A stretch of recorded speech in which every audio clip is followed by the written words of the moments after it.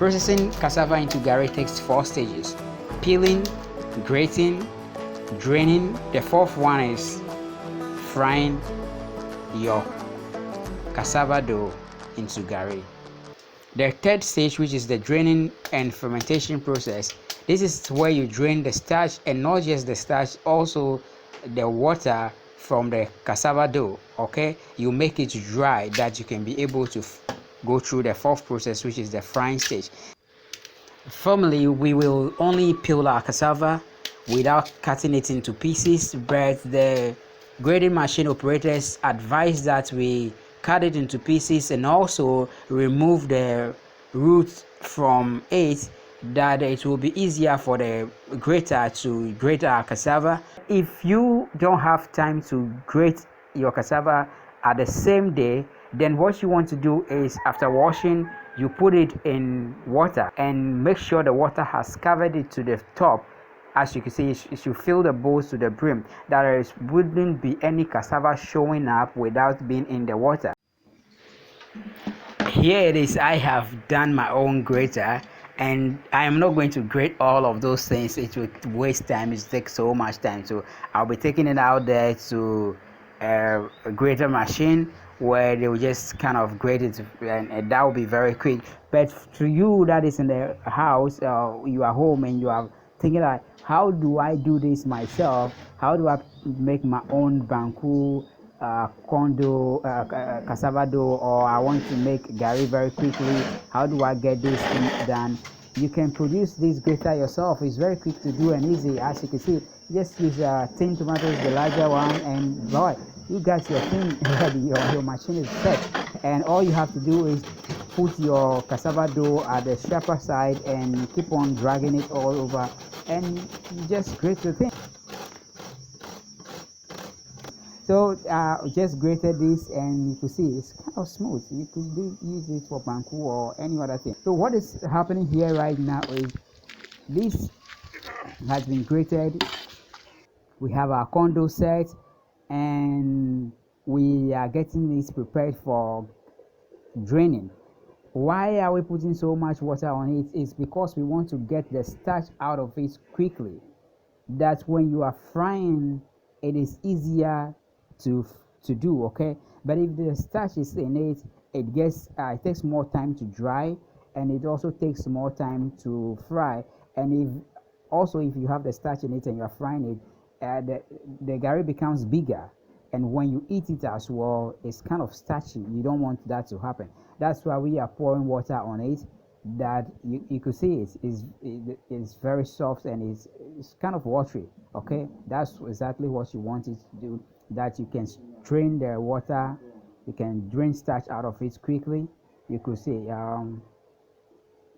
so being fetched into a sack, that's where you want it to be, that you can get the water out of it, can get the starch, everything out of it quicker. But if you don't have a sack, you can still get some cloth and make sure that it is a bit loose, that the water can get out of it, and do this in your own room somewhere, chalk in the corner somewhere, and just do your thing. All right, well, as you're hearing that noise at the background, that is the cameraman fetching water that we can pour on the cassava dough and kind of like make it watery. That's it. So you can see the gentleman, that's my younger brother, laying stones on the cassava dough, tied, and it is in the sack right now, just laying stones, So we are having 3 cassava doughs there in the sacks. One of them is for banku, and the other 2 is going to get into for Gari. Okay, and if you want to know how to prepare this, go through this process, prepare banku, I have a video for you. You can also learn how to do this cassava dough. It's the same process, but I have a video for it. You can watch this video, and you lay more stones on it to get it drained quickly. That is if you have more of it. But if it is not that much, just get some stone or some things and put on it. That's it. Our cassava dough is set, and you can see it's dried up, and you are going to use this sieve to be able to sieve it, that you can get a chaff out, and that's the process going on. So I'm just kind of like getting ready for the job. So that's it. I'm sieving everything, and you could see the chaff. Just separate it from the chaff, and that will be cool. So this is it. If you have not strained this, you are going to be left with all this chaff. And if it is banku, you prepared banku like this, you imagine you cannot eat it. That is the reason why when you are preparing your cassava for banku, you want to get some time and grate it very well. So what you need to do in this process, we have started frying our gari, and that is the good process. This is where we've been targeting all this while. You get your frying pan on the fire for a couple of minutes, let it get very hot. It should be hot, that when you start pouring the corn dough into it, the dry corn dough in it, it will fry quickly. Okay, you have heat already.